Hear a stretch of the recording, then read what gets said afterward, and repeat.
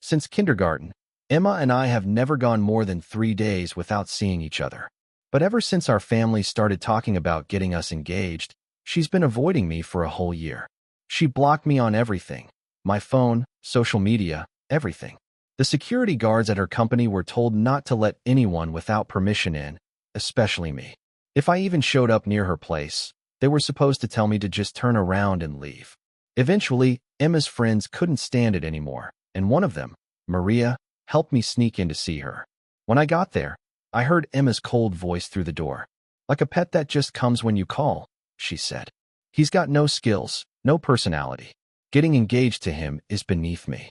I was holding the door handle, but didn't push it open. Maria, who was right behind me, quickly covered my ears. "Bro," she whispered, "don't listen to Emma.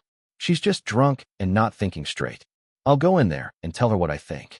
With that, she was about to push the door open, but I grabbed Maria's sleeve and shook my head. All along, I just wanted to ask Emma why she was so against the engagement, why she was even causing such a big fuss about it. Among the rich families we knew, I had called her my sister for nearly 17 years, even though she wasn't really my sister by blood. If she was going to get married, why couldn't it be to me? Now I knew why. It wasn't because I wasn't good enough or handsome enough. It was because to her, I had always been just a little pet she had raised since I was young, just for fun to pass the time, or just something nice to keep around. Maria helped wipe my tears. "Can't believe what Sarah and the others are chatting about. None of it's true." "It's okay, Maria," I said, taking a deep breath. "Can you give me a ride back? I don't want to look for her anymore." Just as we turned to leave, someone inside opened the door. We were all surprised, standing face to face with Sarah. She had no idea what had just happened and dragged me inside. This little get-together was everyone's way of trying to convince Emma to make up with me. Sarah made me sit across from Emma. "Emma," Sarah said, "even if you're against the family's wishes, don't treat Alex like this. Alex is someone we've all watched grow up. Talk it out. Don't let a sharp tongue and a kind heart cause misunderstandings." Emma hadn't lifted her head since I entered the room, but her hand holding the cup was turning white. Maria came in, made eye contact with Sarah, and shook her head. Just as Maria was about to pull me out, Emma finally spoke up. "Alex," she said, "why don't you ever listen to me? Didn't I say we shouldn't meet until Grandpa and my parents changed their minds? Why are you being so stubborn?" I hung my head, unable to speak. The room was tense. The last time Emma was this angry was when a close older friend of hers confessed that he liked me. Maria sighed and signaled everyone to leave and let us talk alone. Emma took a frustrated sip of her drink. "Could you have some self-respect?" she said. "I've told you I'm not interested in you. I never saw you as a man. Instead of holding on to me, how about you try to improve yourself? All you do is hang around women. Are you dumb? I'm going to be in charge of the company completely soon, and I'll be traveling for work. I can't have you tagging along everywhere." I felt like I was sinking into a freezing ocean, my whole body cold and unable to find words. This is how she had seen me all these years. "So just stay away from me," she said. "Grandpa's probably going to give up on the engagement soon anyway." "Got it. You're not going to bother Maria and the others to find me again." "It won't happen again," I said. Images from my past flashed in my mind like a movie reel. I used to cherish these memories as my most valuable treasures. How silly it all seems now. I had ignored how Emma became more and more impatient with me from high school on, ignored her clear dislike for my style, and her disbelief when her older friend confessed he liked me. "Can't believe someone actually likes him," she had said. I looked at Emma sincerely. "Emma," I said, "I really appreciate you saving me when I was a kid. I'll remember this. From now on, I won't bother you ever again." With that, I left without looking back. Chapter 2. A New Beginning Abroad. When I got back to the large house and turned on the lights, it was as empty as ever. My parents were never home, and my grandmother lived in the mountains for her health. I heard from Emma's mother that since my family only had the maid to care for me when I was 3, the maid left to buy groceries and forgot to lock the door. I ended up running out and fell in the street. Emma, who was playing in her yard, heard me crying and brought me back to her house. For nearly 10 years after that, I grew up following Emma around. We went to the same elementary school, middle school, and even the same college. When I got bullied for being alone, Emma had my back, teaching me how to stand up for myself. All in all, Emma had been more present in my life than my parents ever were. I depended on her too much, so when she started avoiding me, I was terrified. I looked for her desperately. A year wasn't long, but it felt harder than the past several years combined. I sat at my computer, staring at an email saying I had been accepted into an exchange program. The therapists I had seen suggested a change of environment and finding new hobbies to distract myself. I had thought of telling Emma about it, but just laughed at myself instead. She would probably be glad for me to be far away. When I left, I just sent a text to my parents, though they probably wouldn't care. I landed in Italy, managed the paperwork, and found a place to rent. It wasn't as hard as I had imagined. While waiting for school to start, I traveled and explored some local cities. The therapy was right. A change of scenery really does change your mindset and habits. After getting robbed multiple times, I decided to learn self-defense.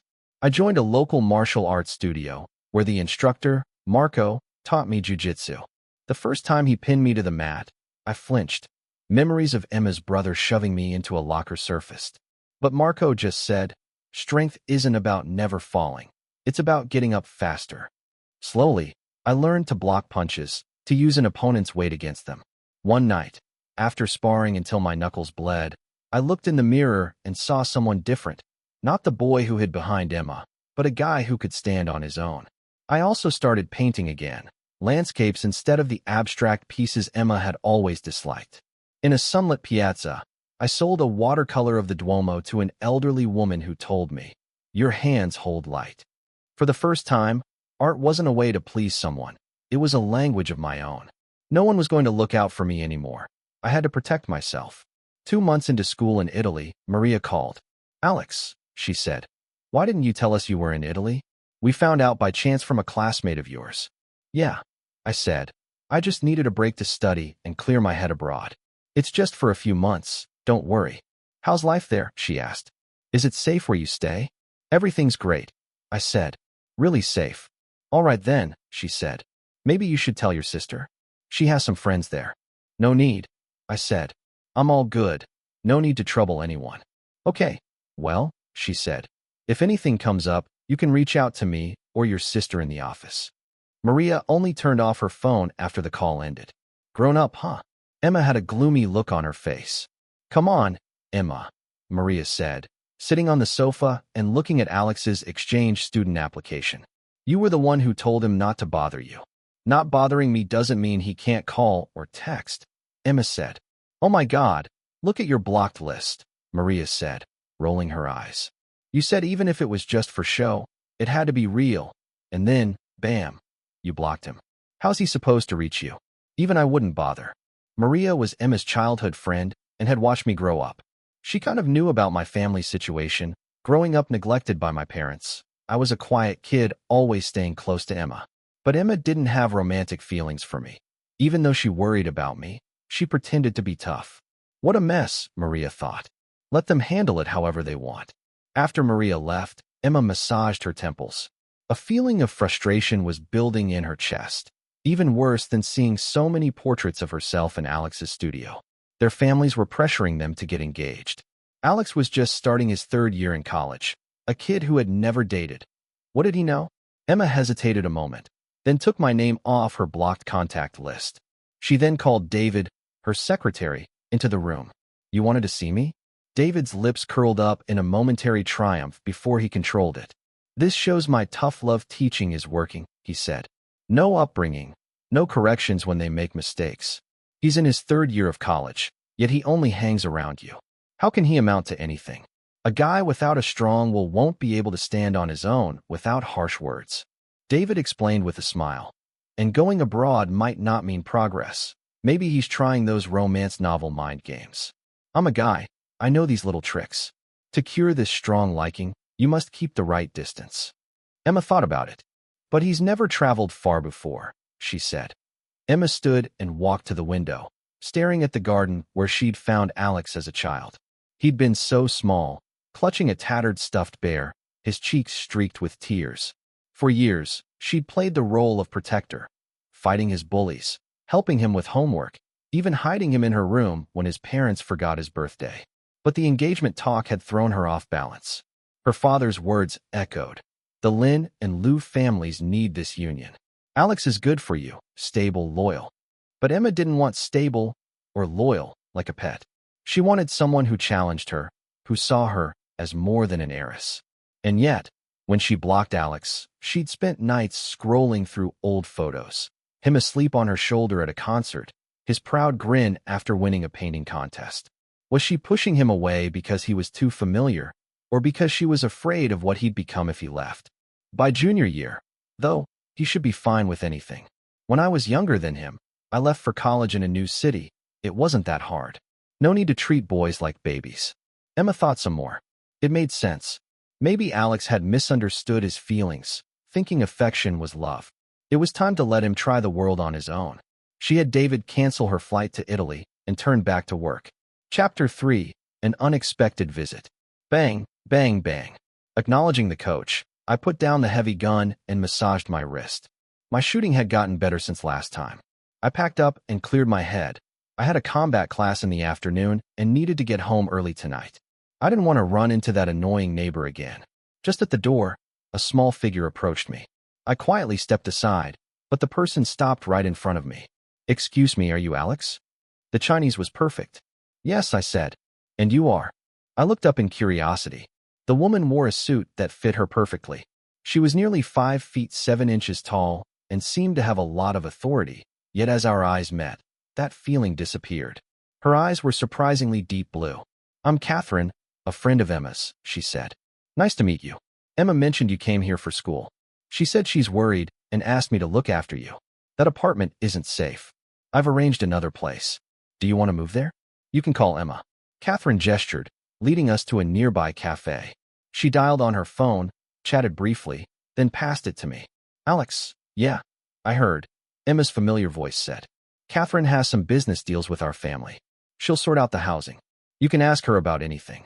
I studied myself at the familiar voice, almost like before Emma started avoiding me. It could be time, distance, or a year of separation working its magic.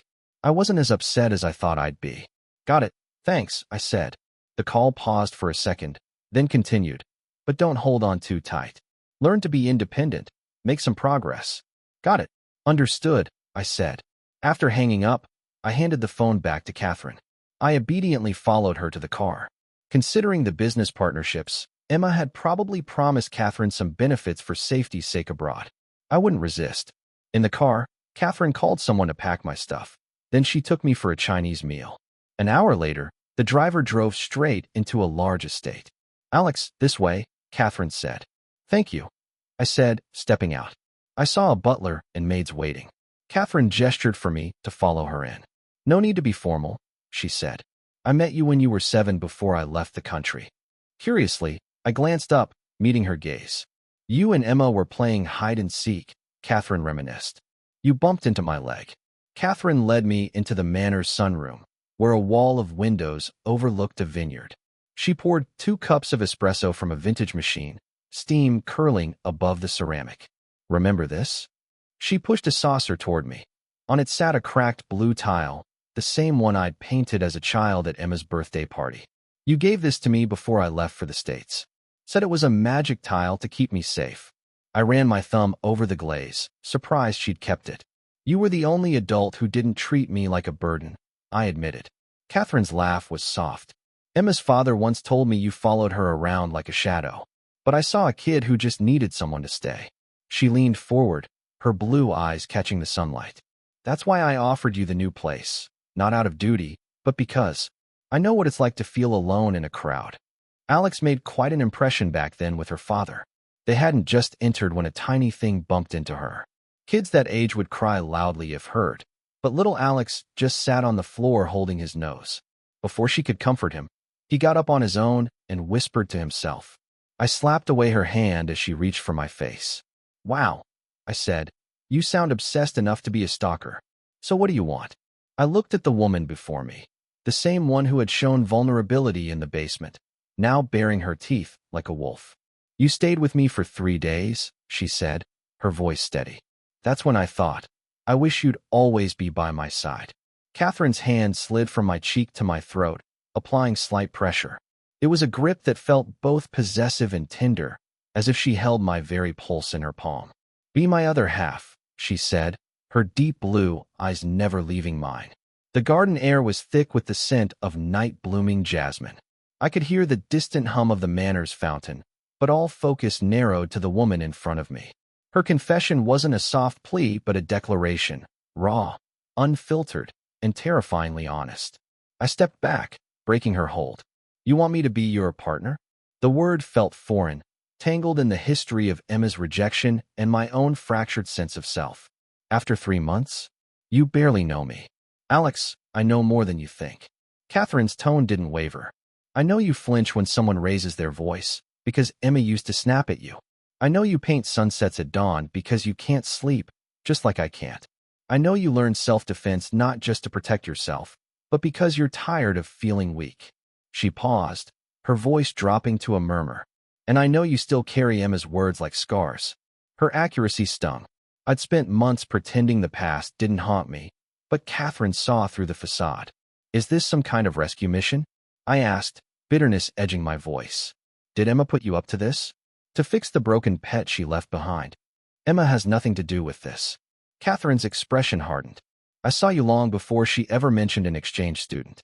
At a charity auction in New York 3 years ago. You were 19, standing alone by the refreshments, wearing a too-big suit and sketching the chandelier. I thought, who is that boy, and why does he look like he's carrying the world's weight?" I blinked, memories of that night blurry. I'd only attended because Emma's family forced me to go as her +1. Then she'd ignored me all evening. "You were there?" "Yes. And when Emma called me about you moving to Italy, I saw it as a chance, not to rescue, but to meet you properly." Catherine stepped closer, her heels crushing the dew-covered grass. "I didn't expect to feel this way, but when you stayed with me in the basement, when you didn't flinch at my scars." She took a shaky breath. "I haven't let anyone in like that since my mother died." The mention of her mother made something in my chest twist. I remembered the butler's words about the death anniversary, the broken wine bottles. "So this is about loneliness?" "Partly, but it's more than that." Catherine reached out, tentatively brushing a strand of hair from my forehead. "I want to build something with you, Alex. A life where you're not someone's shadow or a project, where you're equal." Her touch was electric, sending a jolt through me. I thought of Emma's cold dismissal, of the years I'd spent chasing approval. Catherine's offer was different. It wasn't about fitting into a predetermined role, but creating something new. But I trailed off, unsure. "I don't know how to be equal to anyone. I've always been less." "Less than who?" Catherine's voice was gentle but firm. "Emma? Your parents? The world? You're not less, Alex. You're just trained to think that way." She cupped my face in both hands, forcing me to meet her gaze. "Look at me. Do you see someone who thinks you're less?" In her eyes, I didn't see pity or amusement. I saw fire, passion, determination, and something that looked dangerously like love. It was overwhelming, terrifying, and oddly compelling. "I need time," I said finally, pulling away. "This is a lot." "I know." Catherine didn't press, stepping back to give me space. "Take all the time you need. But know this, I'm not going anywhere. And when you're ready, I'll be here." She turned to leave, her heels clicking on the garden path. I watched her go, the weight of her confession settling over me like a cloak. The night was still, but everything felt different, sharper, more vivid. I wandered to the edge of the garden, where a stone bench overlooked a lily pond. Sitting down, I pulled out my phone, scrolling to a photo I'd taken of a Tuscan sunset during my first week in Italy. The colors were vibrant, full of hope, a stark contrast to the muted tones I'd painted for years. Emma's voice echoed in my head. "You've got no skills, no personality. Getting engaged to him is beneath me." But alongside it, Catherine's words, "You're already beautiful inside and out." Which one did I believe? For so long, I defined myself by others' opinions, my parents' absence, Emma's approval, society's expectations. But maybe Catherine was right. Maybe I didn't need to be rescued or fixed. Maybe I just needed to let go of the past and trust that someone could see me for who I was, scars and all. The next morning, I found Catherine in the study, poring over blueprints. She looked up when I entered, her expression neutral, as if last night's confession had never happened. "Good morning," she said, gesturing to a cup of coffee on the desk. "I made your favorite." "Thanks." I took the cup, warming my hands on the ceramic.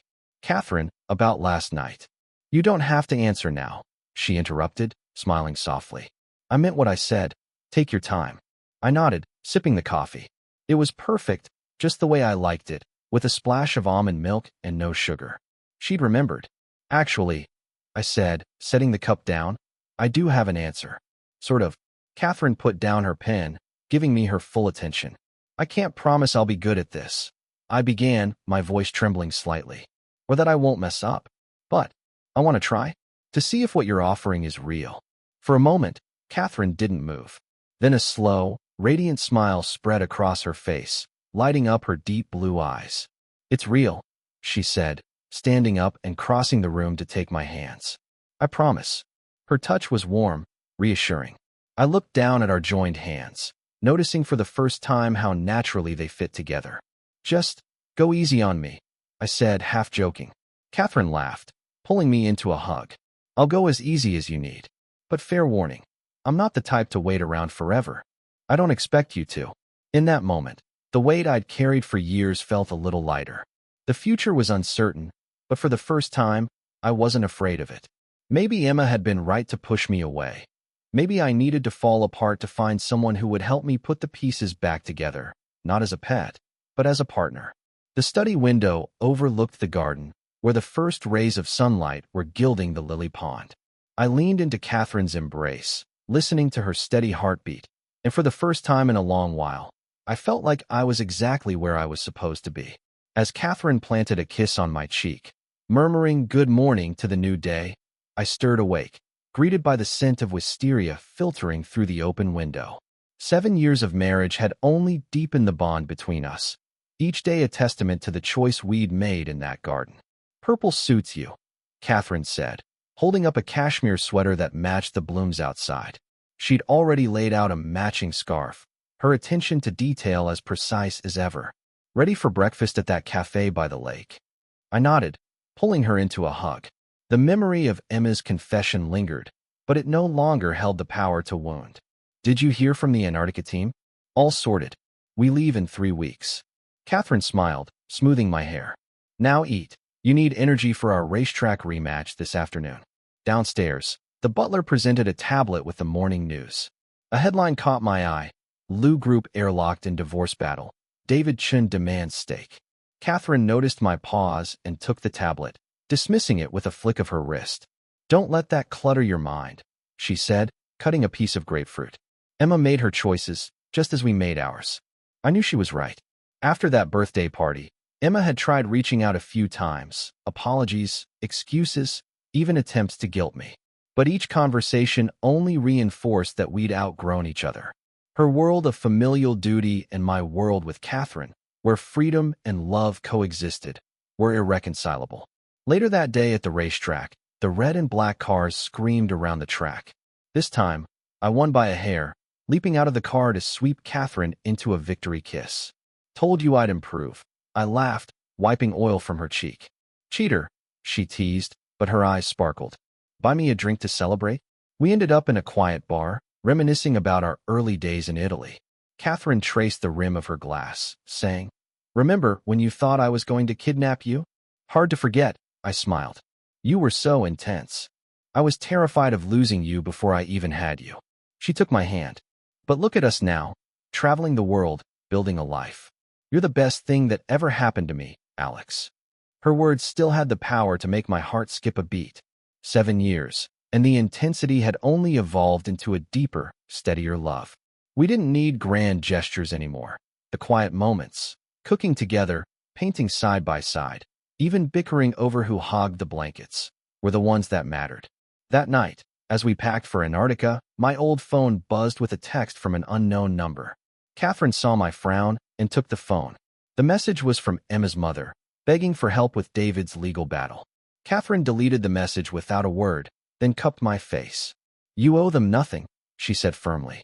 Our life is here, with each other. 3 months later, Emma sat in her office, staring at a tabloid photo. Alex and Catherine laughing in front of the Eiffel Tower, his arms slung around her waist. The caption read, Lu Group heiress X, fiancé finds love abroad. Maria walked in with a stack of files, then paused at Emma's expression. You okay? Emma closed the browser. Why wouldn't I be? She reached for a pen, but her hand trembled. Last week, Catherine had emailed to say Alex was thriving, attaching a photo of him teaching a painting workshop. In the image, his smile was wide, his eyes bright. Nothing like the boy who'd stood outside her door, begging for an explanation. Do you ever wonder?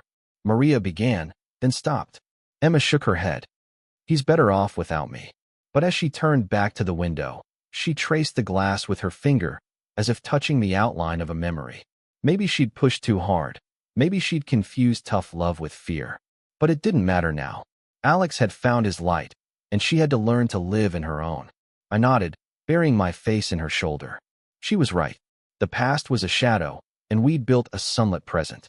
A week later, we stood on the deck of a ship bound for Antarctica, surrounded by icebergs and the cry of seabirds. Catherine pointed to a pod of orcas, her excitement childlike. I wrapped an arm around her, feeling the cold wind against my face, but warmth in my chest. Remember when you said you wanted to be a gardener? I asked, pressing a kiss to her temple. She laughed, leaning into me. And you were the flower that needed nurturing. Look at you now, blooming in the harshest climates. We stood there for hours, watching the sun dip below the horizon, painting the ice in hues of pink and gold. In that moment, I thought of all we'd overcome, Emma's rejection, my own insecurities, Catherine's past traumas. But those were just chapters in a story that had led us here, to this perfect, freezing paradise. Alex, Catherine said, turning to face me, her eyes bright. I love you. More than words. I love you too. I replied, pulling her close. More than all the ice in Antarctica. She laughed, and the sound echoed across the water, as free and wild as the landscape around us. We didn't need to look back anymore. Our future was ahead, an endless expanse of adventure, love, and each other. As the ship cut through the icy waters, I held Catherine tight, knowing that no matter where life took us, we'd face it together. We were each other's anchors, our own little family, and in that, we had everything. The past was a distant memory, and the present, this moment with her in my arms, was all that mattered. The sun lingered on the horizon, refusing to set, much like our love. It burned bright, unyielding, a constant in a world that was always changing. And as we sailed into the great white unknown, I knew that with Catherine by my side, there was nothing we couldn't face. This was our story, complicated, messy, but ultimately perfect. And I wouldn't have it any other way.